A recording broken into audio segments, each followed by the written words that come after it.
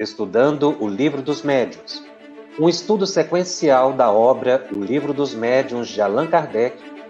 Essa é a nossa forma de transmitir esperança, conhecimento e alegria.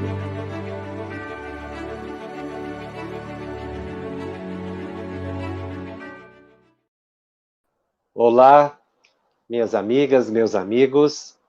É com muita alegria que nós damos início a mais um programa da série Estudando o Livro dos Médiuns aqui pela FEB TV. E este é o programa de número 30. Nós vamos estudar o capítulo 7 da segunda parte de O Livro dos Médiuns. O capítulo intitulado Bicorporeidade e Transfiguração. Este é o segundo programa deste capítulo. No programa passado, nós falamos da bicorporeidade. E hoje nós vamos falar da transfiguração. Allan Kardec define de forma genérica a transfiguração no item 122 de O Livro dos Médiuns, em que ele anota que a transfiguração consiste na mudança do aspecto de um corpo vivo. Portanto, nós não vamos falar em transfiguração de um espírito ou de um desencarnado, porque aí, nesse caso, a denominação será de aparição ou materialização. Então, a expressão, não é, transfiguração se refere à mudança do aspecto de um corpo de uma pessoa encarnada, cujo perispírito pode se expandir e, envolvendo o corpo físico, dar características diferentes para o organismo, para o corpo. Então, a transfiguração se refere a uma pessoa encarnada e decorre de uma expansão perispiritual. Então, não está ligada à materialização de espíritos. E nem propriamente a uma emancipação da alma. A alma não se afasta do corpo. É o perispírito que se irradia. O fenômeno, portanto, é bastante peculiar, uma vez que a pessoa, o médium que detém essa possibilidade, é capaz de fazer com que, em sua expansão perispiritual e dada a plasticidade do perispírito, não é, alterar a imagem exterior da pessoa. E aí você ter uma visão não da face da pessoa ou do corpo da pessoa, do médium, mas aquilo que é projetado, a imagem que foi criada, tá? Pela expansão perispiritual. Allan Kardec, no item 122, além de definir o que é a transfiguração, ele dá alguns exemplos de médiuns que tiveram a transfiguração. Ele começa com os exemplos e depois faz o comentário, junto com os espíritos, da ocorrência, ou modo de ocorrência desse fenômeno. No entanto, nós vamos fazer um parênteses nesta anotação de Allan Kardec em O Livro dos Médiuns e vamos nos informar no livro A Gênese, também de Allan Kardec, quando ele estuda também no livro A Gênese o fenômeno da transfiguração. Mas aí, no livro A Gênese, ele dá um exemplo de transfiguração excepcional, que muito clareia o nosso pensamento, o nosso entendimento acerca desse fenômeno que é espetacular, em termos de fenomenologia mediúnica ou fenomenologia psíquica. Ele dá o exemplo de Jesus. E é pelo exemplo de Jesus que nós vamos iniciar propriamente o detalhamento da transfiguração. A Bíblia registra a transfiguração de Jesus e praticamente nos 4 evangelhos, à exceção do Evangelho de João. E nós trouxemos a narrativa do evangelista Marcos, no capítulo 9, do item 2 a 9. Ele descreve o que ficou como registro histórico, não é? Espiritual e até mesmo teológico, a chamada transfiguração de Jesus. O evangelista Marcos começa narrando assim: 6 dias depois, eles estavam atendendo a um grupo de pessoas. Por isso que ele começa dizendo 6 dias depois. Tendo chamado Pedro, Tiago e João em particular, Jesus os levou consigo a um alto monte, afastado, e se transfigurou diante deles. Enquanto orou, continua o evangelista, seu rosto pareceu inteiramente outro. Suas vestes se tornaram brilhantemente luminosas e brancas como a neve, como nenhum lavadeiro na terra é capaz de fazer alguma tão alva. E eles viram aparecer Elias e Moisés a conversar com Jesus. Então, disse Pedro a Jesus: Mestre, estamos bem aqui. Façamos 3 tendas, uma para ti, outra para Moisés, outra para Elias. É que ele não sabia o que dizia, tão espantado estava. Ao mesmo tempo apareceu uma nuvem que os cobriu, e dessa nuvem partiu uma voz, fazendo ouvir estas palavras: Este é meu filho bem-amado, escutai-o. Logo, olhando para todos os lados, a ninguém mais viram, senão a Jesus, que ficara a sós com eles.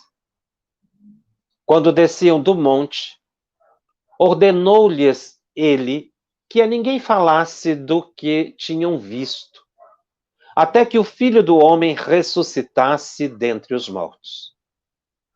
E eles conservaram o fato em segredo, inquirindo uns dos outros o que teria ele querido dizer com estas palavras, até que o Filho do Homem tenha ressuscitado dentre os mortos. Kardec, no livro A Gênese, falando das propriedades do fluido perispirítico, ou do perispírito, no capítulo 14 da Gênese, de A Gênese, item 44, ele diz: é ainda nas propriedades do fluido perispirítico que se encontra a explicação desse fenômeno, a transfiguração. É um fato bastante comum que, em virtude da irradiação fluídica, pode modificar a aparência de um indivíduo.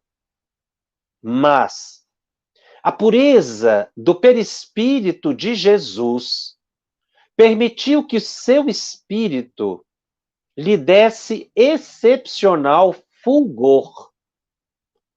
Quanto à aparição de Moisés e Elias, cabe inteiramente no rol de todos os fenômenos do mesmo gênero. Então, o fenômeno que aconteceu com Jesus e ali os evangelistas, Pedro, Tiago e João que presenciaram, foi um fenômeno bastante complexo, porque ocorreu a transfiguração de Jesus, mas também ocorreram duas aparições. Os espíritos se materializaram, Moisés e Elias, porque os 3 apóstolos assistiram ou presenciaram os 2 ali ao lado de Jesus, conversando com Jesus. E teve um terceiro fenômeno, que foi um fenômeno de voz direta, quando a voz que se fez ouvir disse: este é meu filho bem-amado, escutai-o.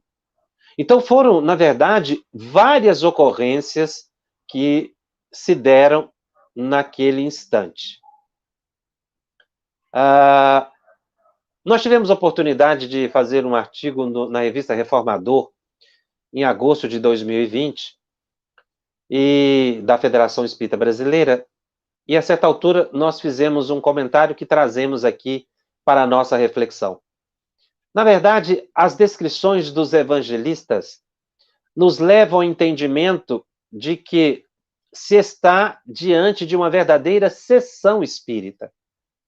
Nós podemos dizer que Jesus e os apóstolos realmente foram partícipes de uma sessão espírita, dada a natureza dos fenômenos que aconteceram, mas também em função dos ensinamentos que decorreram daquele encontro do plano material com o plano espiritual, porque não ficou apenas no fenômeno, mas houve uma revelação da natureza espiritual de Jesus e o próprio diálogo que aconteceu entre Moisés e Elias foi de grande ensinamento, mostrando que ali os espíritos estavam realmente presentes, comprovando a imortalidade da alma.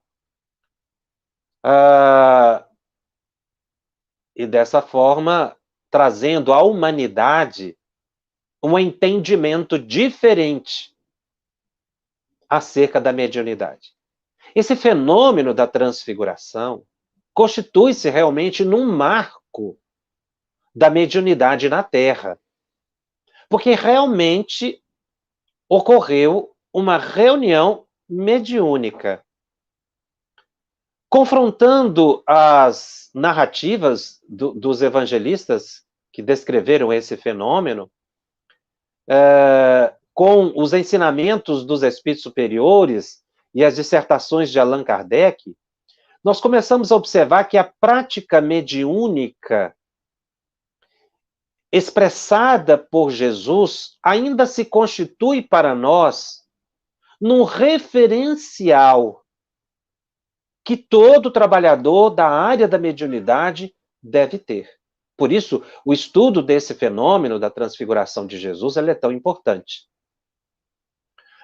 O que nos leva a um importante estudo acerca da prática mediúnica. Porque aquele encontro do Cristo foi extremamente sublime. Teve aspectos muito próprios do que Kardec explica em termos de reunião mediúnica segura. Primeiro, a reunião não aconteceu em público. Jesus realizava inúmeros fenômenos em público. Curas, trouxe a recuperação da saúde, Lázaro, que estava com morte aparente, diante de todas as pessoas. Multiplicou pães, peixes. Mas esse da transfiguração, dada a sublimidade e da seriedade do que aconteceu, ele escolheu um pequeno grupo para seguir com ele, e há um consenso de que eles subiram um monte, o Monte Tabor, embora não haja um registro específico bíblico de qual monte seria, porque teriam outros montes na região. Mas a ideia que se consagra, inclusive Kardec comenta, utilizando a expressão que Jesus subiu ao Monte Tabor. A altura também do Monte Tabor é discutível. Fala-se em 300 metros, ou até mais, chegando talvez até 1 quilômetro.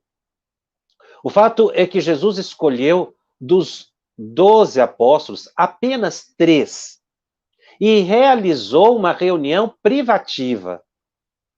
Como Jesus é o nosso guia e modelo para todas as atividades, esse encontro dele com Moisés e Elias também é um roteiro para nós, enquanto trabalhadores da mediunidade, sobretudo em termos de reunião mediúnica. Kardec diz que as reuniões mediúnicas devem ser privativas, porque assim tem-se possibilidade de preservar a intimidade dos comunicantes, sejam eles sofredores ou superiores. E tanto Jesus queria um ambiente íntimo, que ele disse: não digam a ninguém o que aconteceu aqui, até que o Filho do Homem retorne à pátria espiritual. Da hora eles não entenderam, mas obedeceram Jesus. Então, o que acontece dentro da reunião mediúnica, inclusive essa é uma orientação que o Espírito André Luiz dá no livro Desobsessão, a gente não pode sair de uma reunião mediúnica comentando o que aconteceu na reunião. Não só porque se estabelece uma sintonia indesejada com espíritos, muitas vezes sofredores, que foram atendidos, sobretudo os psicofônicos, mas os demais médios também, os chamados de sustentação, apoio, o dirigente. Então, os espíritos contam com essa ética do grupo para que possam trazer maiores revelações. Como foi o caso de Jesus. Ele já estava ali naquele encontro se preparando para o que aconteceria logo em seguida, que foi a crucificação. Inclusive, o diálogo que Jesus teve com Moisés e Elias foi relativo, segundo informações muito seguras, à crucificação, os fatos que aconteceriam logo em seguida. Nós temos uma certa informação sobre isso no Evangelho de Lucas. Marcos não faz referência ao conteúdo do diálogo. Então, o grupo mediúnico deve ter esse cuidado de fazer uma reunião privativa, que foi o que sempre Kardec aconselhou. Então, muitas vezes, quando você vê reuniões mediúnicas em público, observa-se que se falta não só quanto à orientação de Kardec, como a própria orientação de Jesus. E ali tratou-se de assunto muito sério, que seria a crucificação, e ele então pediu que os apóstolos permanecessem em silêncio, e eles ficaram em silêncio e não comentaram até que foram fazer os registros, né, após a crucificação de Jesus. Um outro fato curioso é por que Jesus chamou apenas 3 discípulos.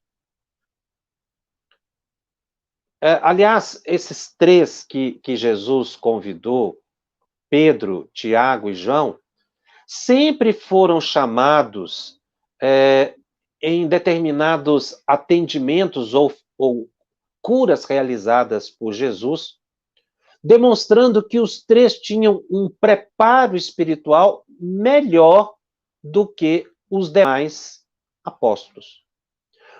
Não só aqui no Monte Tabor, quando ele se transfigurou e ele estava apenas com a presença de 3 dos evangelistas, mas também quando ele foi curar a filha de Jairo, uma menina de 12 anos que teve morte aparente, mas o pai foi procurar Jesus porque ela tinha morrido. Jesus chega à casa de Jairo, pede que todas as pessoas saíssem, fica só Jesus, os 3 apóstolos, os pais, e Jesus recupera a saúde da menina. Foi um fenômeno de catalepsia, ela estava com morte aparente. Mas a casa estava cheia de gente e Jesus pediu para sair. Que foi todas as pessoas, exceto essas mencionadas. Isso porque certos atendimentos requerem um preparo melhor da equipe. Então, muitas pessoas estranham. Por que nem todas as pessoas podem ir para a reunião mediúnica? E, às vezes, não compreendendo isso, estabelecem comentários impróprios. É o próprio Allan Kardec quem diz que, para ir para a reunião mediúnica, é necessário um preparo anterior. A pessoa deve estudar, deve melhorar o seu entendimento sobre mediunidade e buscar a sua transformação moral, a fim de que ela possa criar condições ou favorecer aos espíritos superiores o atendimento aos necessitados. Então, não é porque há um privilégio ir para a reunião mediúnica, mas é uma responsabilidade. E Emmanuel, no livro Caminho, Verdade e Vida, ele faz um comentário nesse sentido. Está no capítulo 105 do livro Caminho, Verdade e Vida. Ele diz assim, Emmanuel, através da psicografia de Chico Xavier: nem todos os aprendizes e estudiosos receberão do além, num pronto, as grandes revelações. Cada núcleo de atividade espiritualizante deve ser presidido pelo melhor senso de harmonia, esforço e afinidade. Nesse mistério, além das boas intenções, que é o que todo trabalhador, né, oferece em primeiro lugar, as boas intenções, continua Emmanuel, é indispensável a apresentação da ficha de bons trabalhos pessoais. Bons trabalhos pessoais. E no mundo, toda gente permanece disposta a querer isso ou aquilo. Mas raríssimas criaturas se prontificam a servir e a educar-se. Ele faz esse comentário exatamente para explicar por que é que Jesus convidou apenas 3 discípulos. Eram os que estavam em melhores condições de preparo, de conhecimento, de amadurecimento, para que recebesse aquela grande revelação do mundo espiritual, que foi a comprovação autêntica da imortalidade da alma, com a materialização de Moisés e de Elias, 2 grandes profetas, Moisés, o primeiro profeta, Elias, considerado também um dos maiores profetas. E foi então que a presença dos 3 ofereceu fluido, inclusive, suficiente para que aquele fenômeno acontecesse. Então, realmente foi um fenômeno de ectoplasmia excepcional. Quando Jesus sobe ao Monte Tabor, antes até mesmo da transfiguração, eles começaram a orar. Houve um momento de oração. Não foi chegando lá no alto do monte, Jesus se transfigurando. Não foi assim. Lucas, no capítulo 9, no versículo 32, ele descreve que após a oração de Jesus, os 3 discípulos tiveram sono, mas conservaram-se acordados. Essa informação de Lucas é muito importante, que corresponde ao que Kardec orienta. Nós devemos iniciar a reunião mediúnica com uma prece. Mantermos a harmonia, o silêncio. Não se pode entrar numa sala de reunião mediúnica com risos, brincadeiras, encontros excessivamente alegres, mas um cumprimento discreto, porque ali estão pessoas doentes. E é curioso a informação de que eles sentiram sono. Essa expressão sono na Bíblia nos leva ao entendimento que eles começaram a doar fluidos e estavam entrando no estado hipnótico. que é o que acontece com os médiuns sonambúlicos ou psicofônicos sonambúlicos.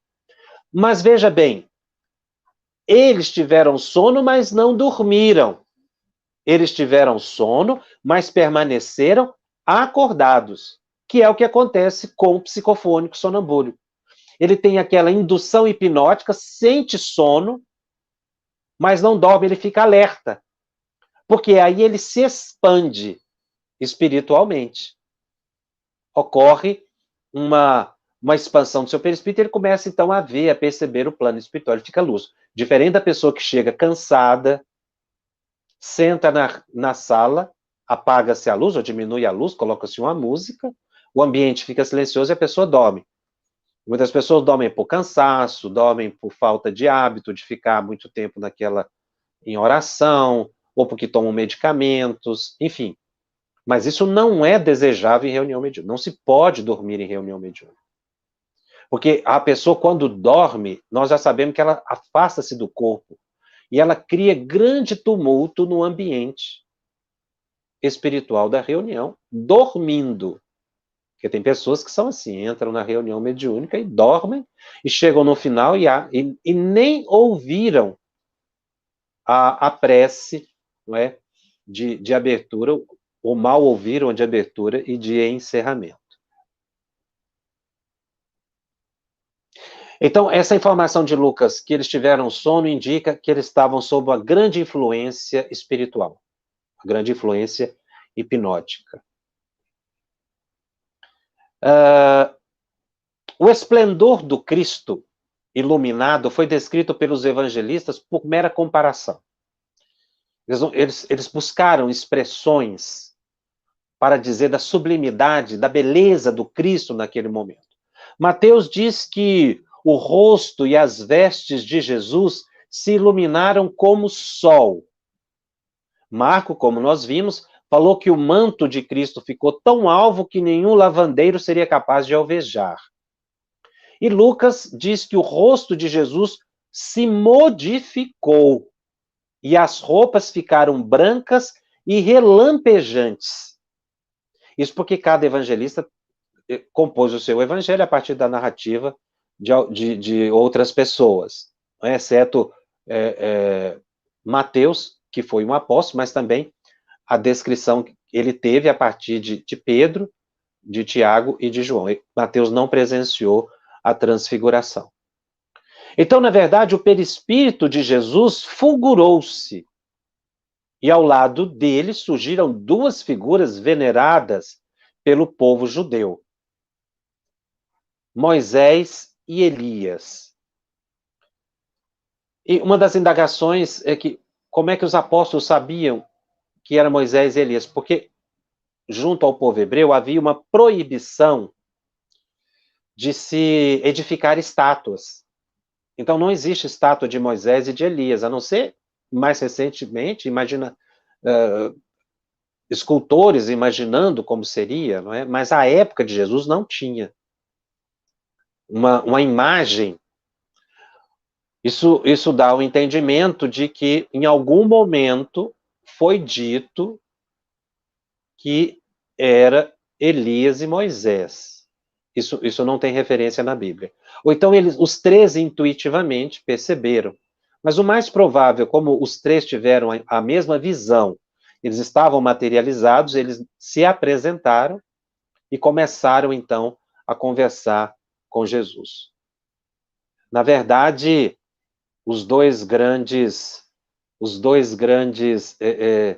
profetas do povo hebreu têm um significado muito importante.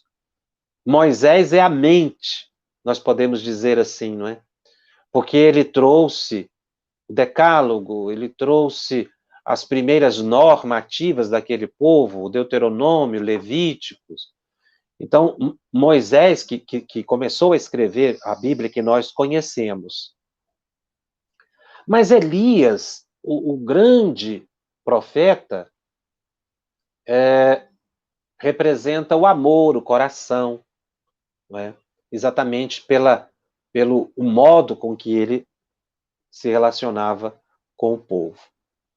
Então, ali há uma reunião entre, não é, a lei e a profecia, digamos assim. Bom, um outro aspecto que nós temos de informação do Espírito Emmanuel acerca desse fenômeno da transfiguração está também anotado no livro Caminho, Verdade e Vida, só que agora no capítulo 67, psicografado também pelo Chico, o Chico Xavier. E Emmanuel faz um comentário muito interessante. Aqui, porém, trata-se de sublime acontecimento no Tabor. Então, Emmanuel confirma que realmente o fenômeno aconteceu no Tabor. Kardec, quando faz o comentário na Gênesis, também menciona o Monte Tabor. Então, Emmanuel continua dizendo: não vemos qualquer demonstração diabólica, porque as pessoas, muitos ainda imaginam que os espíritos são demônios. Mas a aparição de Moisés e Elias, que eram pessoas conhecidas pelo povo, demonstravam agora a imortalidade da alma. Então, Emmanuel menciona: não vemos qualquer demonstração diabólica, e sim dois espíritos gloriosos em conversação íntima com o Salvador. E não podemos situar o fenômeno em associação de generalidades, porquanto os amigos do outro mundo que falaram com Jesus sobre o monte foram devidamente identificados. Emmanuel está fazendo referência a uma ilusão, uma alucinação, que muitas pessoas dizem, não é? Que o fenômeno espírita não existe. Kardec contrapõe bastante essas ideias. O fenômeno espírita é real, não é alucinação, não é uma ilusão. E Emmanuel toca nesse aspecto, dizendo que as personalidades ali foram devidamente identificadas. Não se registrou o fato, declarando-se, por exemplo, que se tratava da visita de um anjo, que é também essa visão mística, né, do mundo espiritual, mas de Moisés e do companheiro, dando-se a entender claramente que os mortos voltam de sua nova vida.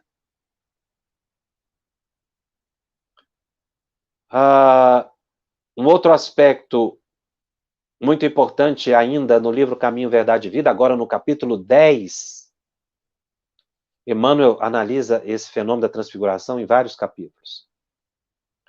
Ele diz que com Jesus estabelecera-se a era da mediunidade, alicerce de todas as realizações do cristianismo através dos séculos. E é ainda ela, a mediunidade, dilatada dos apóstolos aos círculos de todos os homens, ressurge no espiritismo cristão como a alma imortal do cristianismo redivivo.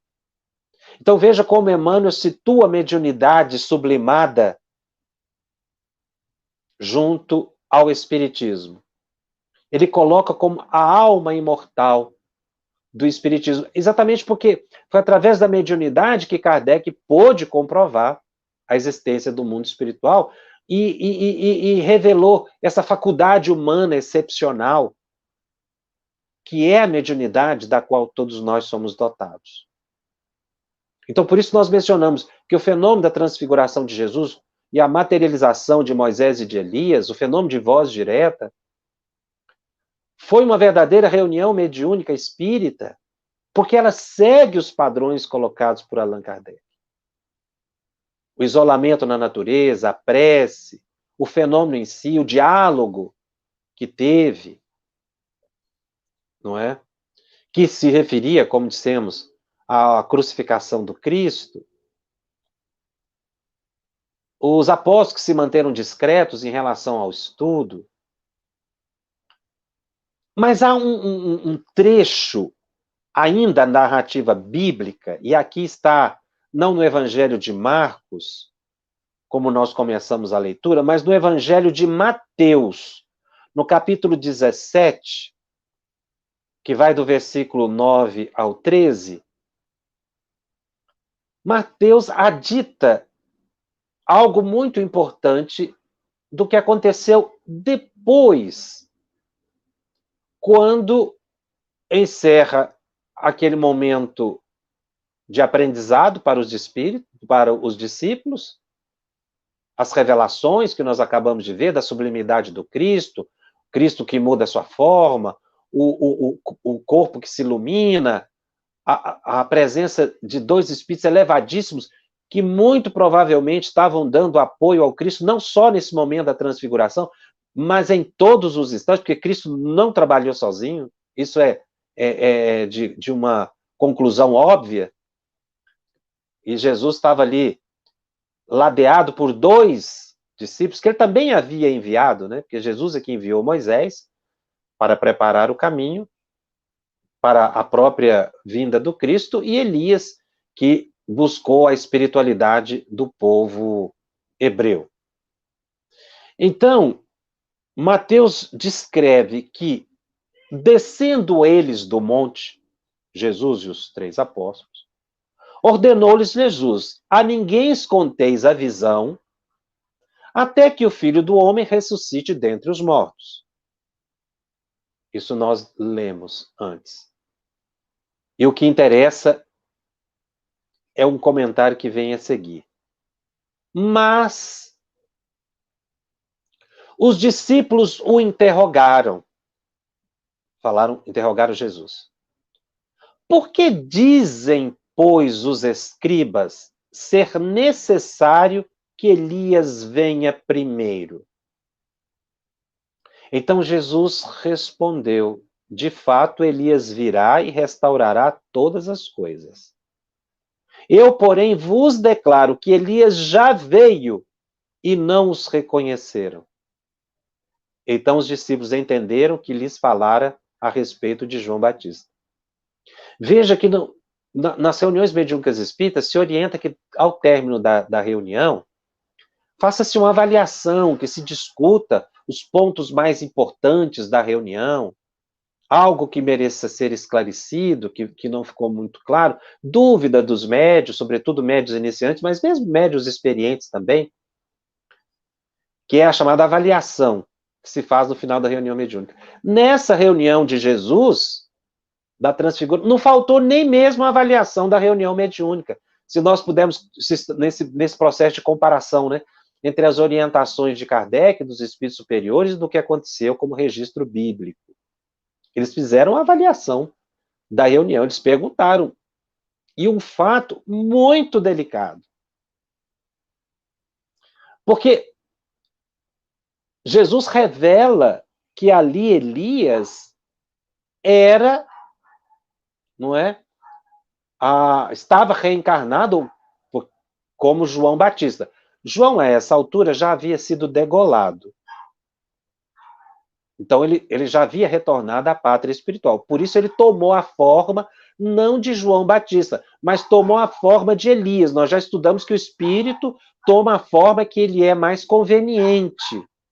Talvez aquela que lhe desse maior sublimidade. Então, Elias, o profeta, reencarnou como João Batista. Teve uma morte gravíssima, foi degolado. E surgiu uma dúvida na mente dos apóstolos. Eles estavam vendo Elias ali. Ué, mas, Senhor, o Elias não terá de vir? Então, a discussão em torno da figura de Elias se justifica porque eles haviam aprendido, os apóstolos, com os doutores da lei, que o profeta Elias retornaria para estabelecer a harmonia antes da vinda do Messias, como está escrito nos livros eclesiásticos da Bíblia, no capítulo 48, versículo 10, Malaquias, no capítulo 3, nos versos 23 e 24. Ou, em algumas traduções, no capítulo 6, versículos 5 e 6. Capítulo 4, versículos 5 e 6, melhor dizendo. Então, se Elias estava desencarnado, pensaram eles, há um conflito na profecia. O Messias viera antes do precursor, então a profecia de que Elias viria preparar o caminho depois que chegaria o Messias. Jesus já havia vindo e eles não sabiam de Elias. Então a profecia não se concretizou. É por isso que Jesus explica que João Batista era a reencarnação do profeta Elias, provando que realmente a profecia havia se cumprido. Elias realmente veio antes do Messias, só que reencarnado como João Batista e o Messias, o próprio Cristo. Então foi um estudo pós-reunião mediúnica tão necessário ao desenvolvimento do grupo. De todas as faculdades que Jesus revelou, nenhuma se encontra fora das condições da humanidade. E que não se ache comumente nos homens, porque estão todas na ordem da natureza. Porém, a superioridade de sua essência moral e suas qualidades fluídicas, aquelas que atingiram nele, Jesus, proporções acima das que são comuns, fizeram com que o mestre cumprisse a tarefa como foi, tornando-se o guia e modelo da humanidade. Esse comentário é de Allan Kardec. Posto de lado o seu envoltório físico, ele nos exibia a condição dos espíritos puros. Então, realmente, a transfiguração de Jesus, comentada por Allan Kardec no livro A Gênese, nos traz grandes ensinamentos acerca da prática mediúnica espírita. E que está como registro bíblico. A questão é de interpretação de acordo com as normas de Allan Kardec. A privacidade, repetimos, a oração, os apóstolos mais preparados, o silêncio depois da reunião, o momento de aprendizado com a manifestação dos espíritos, a manifestação espontânea dos espíritos, e depois a avaliação da reunião mediúnica. Nós até nos estendemos um pouco além do tema transfiguração, exatamente porque esse assunto se refere muito à mediunidade. Como Emmanuel diz, foi um marco para a humanidade, e agora revivido pelo Espiritismo com a sublimidade para que nós possamos nos espelhar em Jesus, esse que é nosso guia e modelo, tanto nas suas condições morais, quanto na sua praxis mediúnica. Porque ele demonstrou ali como se deveria realizar uma reunião mediúnica de cunho sério, que foi o que Allan Kardec buscou resgatar nos ensinos de Jesus, as reuniões mediúnicas sérias. Agora, como o povo estava ainda numa fase que necessitava de ser desperto para as realidades espirituais e o grande compromisso de Jesus, muitas curas ele fez em público, porque essa era a tarefa do mestre. Como nós vimos Chico Xavier psicografando em público, Divaldo muitas vezes entrando em transe em público, Ivone Pereira psicografava em público. Por quê? Porque são médiuns missionários que têm uma tarefa muito específica. Porque muitas pessoas questionam essa mediunidade, o Divaldo entrando em transe em público, o Chico psicografando em público, mas isso decorre da tarefa específica desses médiuns. Não pode ser generalizado. Porque nem todos nós, trabalhadores da mediunidade, temos esse compromisso com a divulgação da doutrina e implementação dos aspectos do espiritismo na Terra. Não é?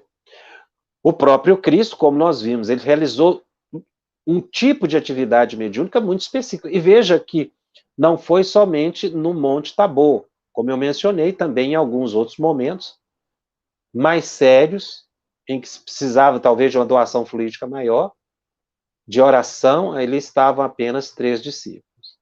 Então, a ida para a reunião mediúnica não representa uma conquista, como muitas pessoas imaginam, e às vezes até querem ir para a reunião mediúnica por curiosidade. A reunião mediúnica é a portas fechadas por orientação de Kardec. E Kardec diz que nós precisamos oferecer condições propícias para que os espíritos se manifestem. Exatamente o que Emmanuel menciona: conhecimento e demonstração de valores pessoais. Então, o grupo tem que se estruturar com bases em esforço de conhecimento e de transformação moral. Porque não basta reunir para dizer que o grupo é mediúnico espírita. É preciso que nós ofereçamos as condições propícias aos espíritos para que eles se manifestem. E dessa forma, nós possamos colher os frutos do aprendizado.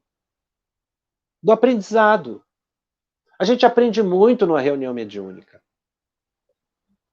Não só com as orientações dos mentores, mas com a própria manifestação dos espíritos sofredores.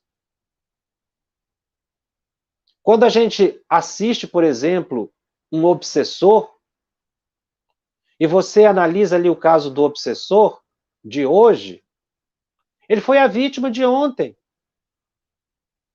Ninguém obsedia ninguém sem ter um motivo.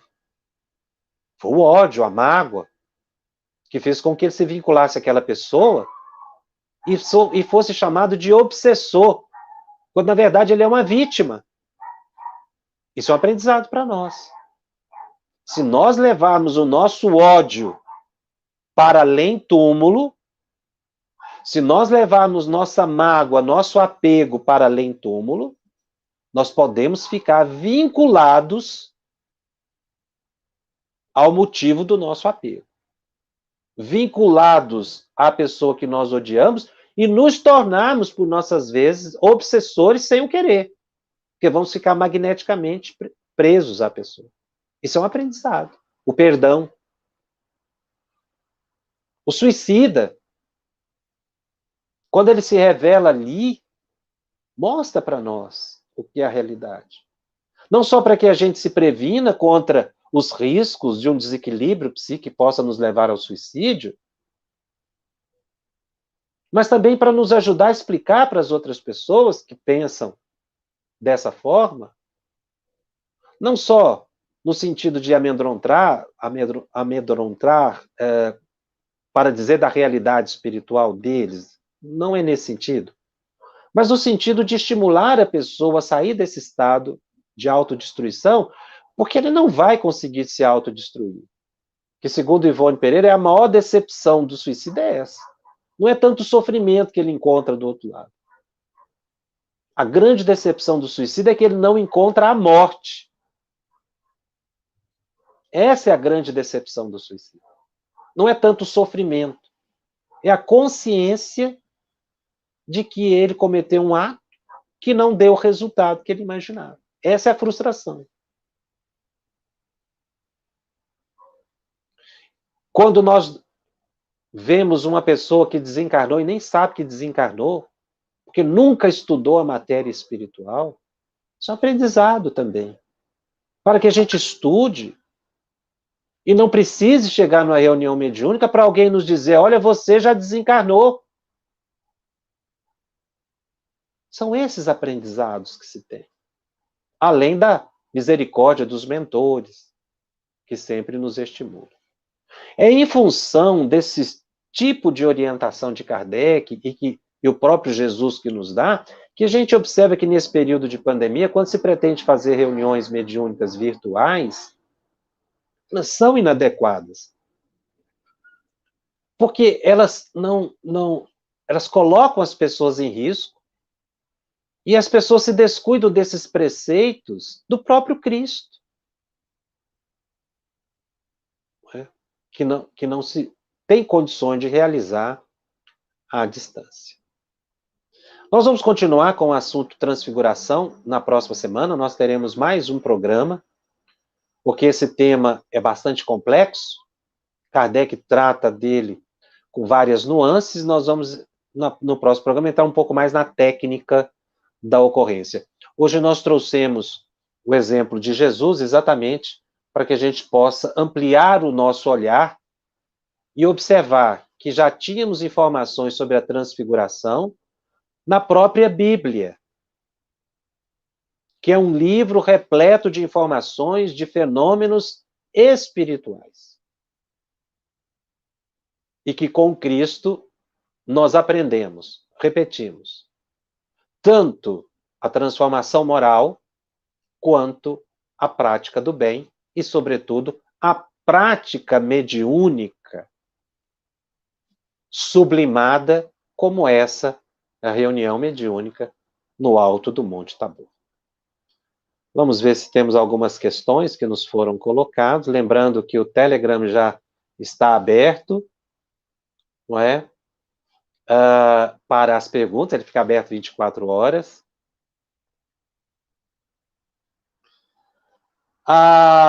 Quando Marisley Vieira pergunta, quando o Divaldo passa uma mensagem do Dr. Bezerra de Menezes através da psicofonia, ocorre uma transfiguração no rosto? É uma transfiguração. Nós vamos estudar com mais vagar no próximo programa, porque os assuntos são bastante amplos, e esse de Jesus nós quisemos trazer uma interpretação espírita do fenômeno, não é, bíblico, para que a gente possa entender com mais detalhes, a partir desse exemplo, o que Kardec nos trará. No livro dos médiuns, nós estudamos Kardec no livro A Gênese, que comenta o fenômeno dito. Mas ele diz que, muitas vezes, mudanças que ocorrem na musculatura do rosto indicam uma transfiguração. Tá? Desde que, obviamente, não seja forçado pela pessoa. Mas, decorrente do envolvimento, né, perispiritual do indivíduo, a face da pessoa realmente sofre uma modificação. Isso seria, sim, uma transfiguração. A Maria Lessa nos pergunta, a transfiguração, então, é um fenômeno que se inicia no perispírito e se expande sobre o corpo físico. É exatamente isso que acontece. Como eu disse, nós vamos voltar ao assunto com mais vagar e essas dúvidas todas ficarão esclarecidas. O Antônio Porto diz que é estudante da doutrina da Tijuca, no estado do Rio de Janeiro, no Brasil. Ele diz que hoje as aulas são virtuais, já cursei 1 ano e meio. Mas me parece que quanto mais estudo, me parece que nada aprendi. Isso é normal? Normalíssimo. Aliás, esse é um pensamento socrático, né? Quanto mais a gente estuda, mais a gente descobre que muito pouco sabe. Então, eu também tenho que confessar como você. Cada dia que passa, eu reconheço que sei cada vez menos. Por isso, a gente tem que ser perseverante. Obrigado pela contribuição aí, Antônio. Leide Barros diz, é conveniente fazer atas das reuniões mediúnicas? Eu não vejo necessidade dessas atas, desses registros, não é? Das reuniões mediúnicas. Porque os registros são espirituais, ficam gravados. Mas também não vejo nenhum inconveniente em fazer esse registro. Não há assim, nenhuma preocupação direta. Eu não prescreveria fazer atas. Acredito que não sejam necessárias. Até porque os espíritos pedem que se mantenha o silêncio sobre as manifestações e muitas vezes uma ata pode se tornar público e ali revelar intimidades. É por isso que não se deve fazer, meus irmãos. Há uma prática muito comum de se fazer afastamento de influência na presença dos enfermos. Nunca se pode fazer isso.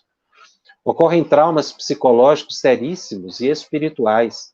Nós presenciamos um fato muito interessante de uma pessoa que presenciou o espírito que supostamente estava obsediando-a.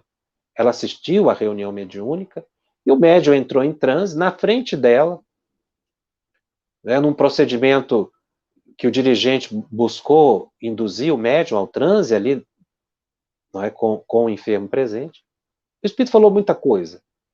Xingou, esbravejou, ameaçou.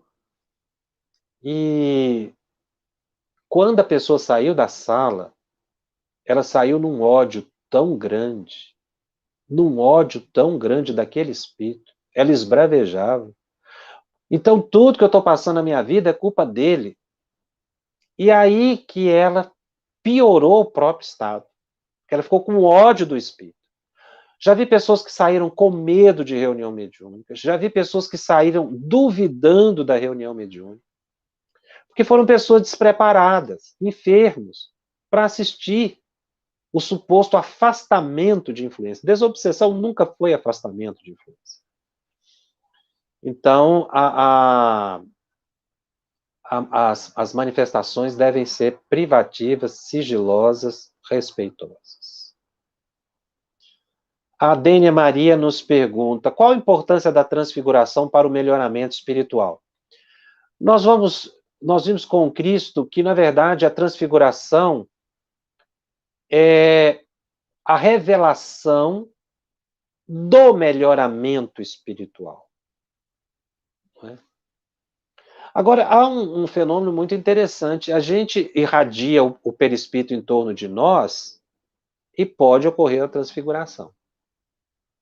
Mas a pessoa bondosa, caridosa, ela irradia o próprio perispírito em forma de amor, pelos sentimentos bons que tem, pela caridade que presta, e pode causar um grande bem-estar às pessoas que chegam perto dela. A gente via isso muito com Chico Xavier e outros médios não tão conhecidos. Tem pessoas que você se aproxima e sente aquela irradiação moral, você recebe um verdadeiro passe sem o toque, sem imposição da mão. Basta a presença da pessoa, porque ela está irradiando o seu perispírito. Eventualmente, essa irradiação pode, por modificação fluídica, causar uma transfiguração. Mas o nosso perispírito se irradia. É a chamada aura. Ele se irradia. Só que na transfiguração ocorre a visibilidade, dessa irradiação. Então, na verdade, Dênia, a transfiguração espelha o melhoramento espiritual. Não causa o melhoramento. As reuniões mediúnicas, Maria Campos nos pergunta, podem ser gravadas para estudo em grupo com pessoas que não têm compromisso mediúnico e não fazem parte da reunião mediúnica a pretexto de estudo de autoconhecimento? Eu acho isso um risco. As reuniões mediúnicas podem ser gravadas, sim. O André Luiz menciona isso até no livro Desobsessão. Mas é preferível gravar apenas as mensagens psicofônicas dos mentores. E André Luiz diz que o estudo é para o grupo. Reouvir a mensagem é importante para a aprendizagem do grupo. André Luiz não aconselha gravar as mensagens dos sofredores comunicantes, dos espíritos perturbados, para não fixar aquela imagem ainda mais. Porque toda vez que você ouvir aquela gravação, você vai estabelecer uma sintonia com espíritos sofredores e pode perturbar o espírito que já foi atendido na reunião mediúnica, não é? Mas gravar a dos mentores, sim. Quando sentimos sono na reunião mediúnica, pelo fato que estamos doando fluido? Não. Médium psicofônico sonambúlico sente um sono hipnótico, mas não dorme. Porque ele está tendo uma indução psíquica para se afastar do corpo. Agora, a pessoa que tem sono natural é por invigilância, é por cansaço, é por falta de costume. Tá? A mudança no rosto de Jesus não seria em função do reflexo da luz? Não. Quando a gente lê a Bíblia, não foi reflexo de nenhuma luz, muito pelo contrário, ele diz que irradiou do Cristo, o rosto dele se modificou. Foi como eu narrei aqui na narrativa de Lucas, ele diz que o rosto do Cristo se modificou, as luzes se iluminaram, o corpo se iluminou, melhor dizendo, as vestes se iluminaram, então não foi reflexo de luz. Tá? Bom, outras perguntas muito interessantes aqui eu posso responder na semana que vem ou no Telegram. Nós já estamos caminhando para o encerramento do nosso programa. Lembrando sempre que o nosso estudo está disponível também em podcast no canal da FEB e nas plataformas de áudio, do Spotify e nas demais de áudio streaming. Os nossos encontros semanais também ficam gravados e disponíveis gratuitamente. Divulgue e compartilhe com aqueles que não puderam assistir ao vivo. E se você tem dúvidas, participe aí do Telegram. O endereço é @febtv_mediums. Baixe o aplicativo e faça a sua pergunta. E todos os programas estão arquivados no site da FEB, febtv.com.br/mediums. Você vai encontrar ali as perguntas que já foram respondidas no Telegram e todos os programas, agora os 30 programas que já foram feitos, 30 horas de estudo de O Livro dos Médiuns. E não deixe de colaborar com a FEB TV. Dê a sua colaboração, participe, seja um padrinho, seja uma madrinha da FEB TV, para que ela possa continuar levando a todos os lares, tanto do Brasil como além fronteiras, os ensinamentos do Cristo, a alegria sã, a paz e o consolo aos corações. Eu te aguardo na semana que vem. Até lá. Estudando o Livro dos Médiuns, um estudo sequencial da obra O Livro dos Médiuns de Allan Kardec. Essa é a nossa forma de transmitir esperança, conhecimento e alegria.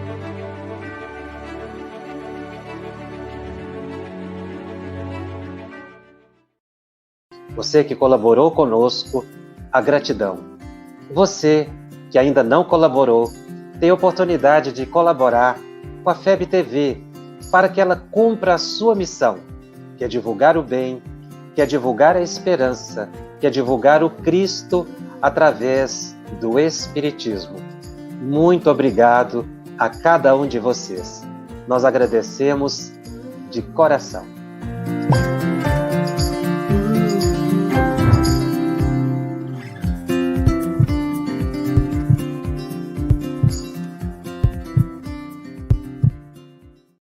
Conheça a Federação Espírita Brasileira, que busca mostrar quem ela é. O trabalho realizado por meio desta instituição centenária, trazendo você para dentro da nossa casa. Como surgiu a Federação Espírita Brasileira? De Augusto Elias, o seu fundador, aos dias de hoje, o que ocorreu? Quem foram e quem são os vultos que fizeram e fazem parte desta história?